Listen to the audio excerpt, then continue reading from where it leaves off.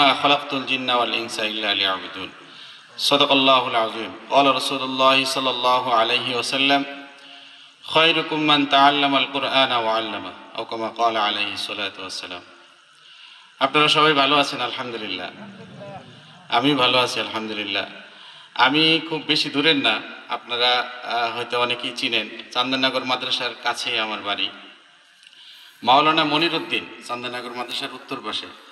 হাজী মনুমৌলভী হিসেবে অনেকেই চিনে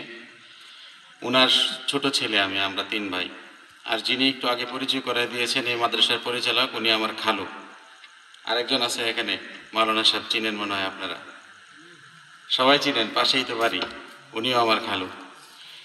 আসলে এখানে এলাকার মানুষ হিসেবে খুব বেশি আলোচনা করার সুযোগ নাই এবং এখানে প্রধান অতিথি আছেন এবং ওনার ওয়াজ শোনার জন্য আপনারা সবাই অপেক্ষা করছেন আমিও অপেক্ষায় আছি ইনশাল্লাহ ভালো ওয়াজ করেন আমরা জানি যে উজিরপুরি হুজুরের ওয়াজ কোন লেভেলের তো আমি শুধুমাত্র এলাকার ছেলে হিসেবে আপনাদেরকে যে কথাটা বলবো দেখেন একটি মাদ্রাসা বা একটি ওয়াজ মাহফিল আমরা আজকের মাদ্রাসা বা ওয়াজ মাহফিলগুলোতে যে আসি আমাদের আসলে মুসলমান হিসেবে আমাদের কতটুকু করণীয় আল্লাহ তাআলা আমাদেরকে পৃথিবীতে অবশ্যই একটা বাইন্ডিংস দিয়ে পাঠাইছে শুধুমাত্র আমি দুনিয়াতে চলেই আসলাম আর কিছু আমার হিসাব হবে না বা আমার কোনো আলোচনা থাকবে না বিষয়গুলো এরকম না আল্লাহ তাআলা আমাদেরকে নির্দিষ্ট কিছু কাজের জন্য পৃথিবীতে পাঠিয়েছেন এখান থেকে আবার আমাদের কবরে চলে যেতে হবে কারণ আমাদের পূর্ববর্তী যারা আছে আমাদের পিতামাতা আত্মীয় স্বজন আমাদের বংশধর তারা কিন্তু পৃথিবীতে নাই এই চিন্তাটা আমাদের মাথায় থাকতে হবে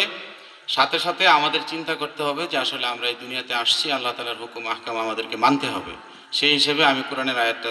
পড়েছি ওমা খালাকতুল জিন্না ওয়াল ইনসা ইল্লা লিয়াবুদুন আল্লাহ তাআলা পৃথিবীতে শুধুমাত্র মানুষ জাতিকে পাঠিয়েছেন সাথে জিন জাতি যেহেতু আমরা মানুষ জাতি আমরা ইবাদত করার জন্য আমাদের সর্বক্ষেত্রে আমাদের সকল কার্যক্রম আমাদের জন্য ইবাদত হিসেবে হয় সেটা আমাদের খেয়াল রাখতে হবে সাথে সাথে যেহেতু কওমি মাদ্রাসা এটা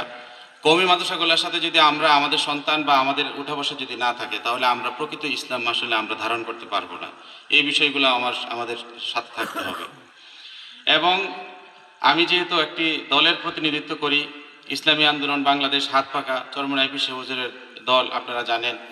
পীর সাহেব হুজুর রহমতুল্লাহ আলাই যিনি ফয়জুল করিম রহমতুল্লাহ আলাই ছিলেন ফজলুল করিম রহমতুল্লাহ আলাই উনি আমাদের এই অঞ্চলে অনেক আসছেন এবং আমাদের এই অঞ্চলে অনেক মুরিদ আছেন আপনারা জানেন গত কিছুদিন আগে পীর সাহেব হুজুর আসছিলেন ওখানে আমাকে ঘোষণা করে গিয়েছে আপনাদের সাথে থাকার জন্য বা কাজ করার জন্য মূলত আসলে আমাদের ইচ্ছাটা হলো যদিও আমরা 1986 সালের পর থেকে আজকে পর্যন্ত দুবরা হালুয়াঘাটে কোনো ওইভাবে আমরা এখন পর্যন্ত কোনো প্রার্থী পাই নাই কিন্তু বাস্তবিক অর্থে আমরা যদি চিন্তা করি যে আমাদের মুসলমানদের যে পরিবেশ এই পরিবেশ থেকে আমাদের উপরে যে সিস্টেম চালু করা আছে সেই সিস্টেমে মুসলমানের নাম দিয়ে যে কুফরি মতবাদ আমাদের উপরে চাপিয়ে দিচ্ছে বারবার তাদেরকে যদি আমরা বারবার নির্বাচিত করি তাহলে আসলে আমাদের কতটুকু ফায়দা হবে এটা আমাদের চিন্তা করতে হবে এবং 1986 সালের পর থেকে দুবরাতে আজকে পর্যন্ত কোনো প্রার্থী আসে নাই এটা আমাদের জীবনের সবচেয়ে বড় ব্যর্থতা আমি মনে করি আমরা আমাদের যোগ্যতার জায়গা থেকে ইসলামী আন্দোলন বাংলাদেশ হাত পাকা প্রতীকে আমি সামনে নির্বাচনে থাকব আপনারা আমাকে সহযোগিতা করবেন এলাকার ছেলে হিসেবে এবং একটি ইসলামিক দল হিসেবে আপনারা আমার সাথে থাকবেন আপনারা রাস্তাঘাট শিক্ষা প্রতিষ্ঠান দুবরা হালুয়াঘাটের প্রত্যেকটি ইউনিয়নের প্রত্যেকটি শিক্ষা প্রতিষ্ঠান স্কুল কলেজ ইউনিভার্সিটি তো নাই ডিগ্রি কলেজ কওমি মাদ্রাসা সমস্ত শিক্ষা প্রতিষ্ঠানে আমি গিয়েছি একটি শিক্ষা প্রতিষ্ঠানও এখন পর্যন্ত আমাদের ওই লেভেলে সরকারি কোনো সহযোগিতা নাই ইভেন স্কুলগুলোর পর্যন্ত রাস্তাগুলো সবগুলো ভাঙা